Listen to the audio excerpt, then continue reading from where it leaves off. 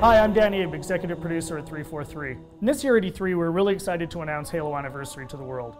We wanted to give an example of campaign, so we used Silent Cartographer to really highlight some of the exciting features we're developing for the game. And now we want to share this with the rest of the world. So this is really your chance to get a behind-the-scenes peek at what we're doing with Halo Anniversary. Hope you enjoy.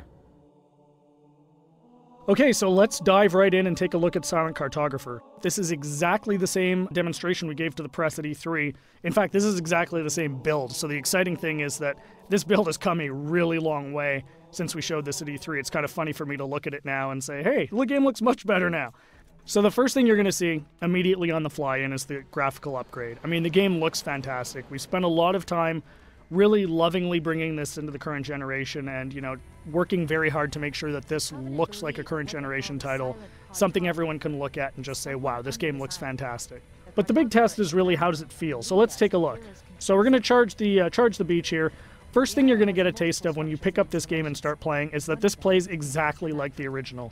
That was a core development principle for us, is this game needed to play exactly the way it did 10 years ago. I mean, this is the game that launched a generation of shooters, so we had to make sure that that feeling was identical to that experience that everybody remembered 10 years ago, because this is really a gift to the fans. This is a way to relive the experience of playing Halo 1 for the first time, so we really wanted to make sure it was identical. And the way we did that was actually a fun technical trick. We're actually running portions of two engines at the same time. So the underlying code, the code controlling how the game feels, how the AI reacts, all of that stuff, is a lot of it's the original Halo 1 code, and that was really the best way for us to ensure that the game played exactly the same as it did 10 years ago. But on top of that, we've layered a new graphics engine that allows us to, you know, make the game look fantastic and look like a current generation title. So it's really a great mix of the two. So at the end of the day, you know, your Halo fan gets a game that plays exactly like they remember, but looks like a current generation title. We get some other benefits from this as well. You know, as I said earlier, and I say this all the time, the primary goal for this game is to make sure Halo fans can relive the experience of what it was like to play 10 years ago.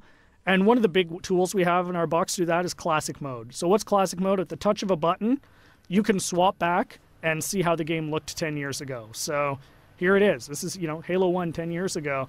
And it's really a magical feature for Halo fans because this just lets you go back in time and see exactly how this game looked 10 years ago. But the fun part is you can come back at any time. So Classic Mode gives you the ability to go back and forth whenever you want at the campaign. So one of the things that's fun to do is get out to a spot like this that, you know, just looks beautiful. You've got the water, the sun reflecting over it, the Halo ring in the background, and say, hey, what did this look like 10 years ago? Touch a button, and there it is, right? I mean, it's really, really, really a lot of fun to go back and forth between the two modes. And this is something I personally get the most excited about. And I think, you know, the fans are really going to love it too. This was definitely a big win at E3.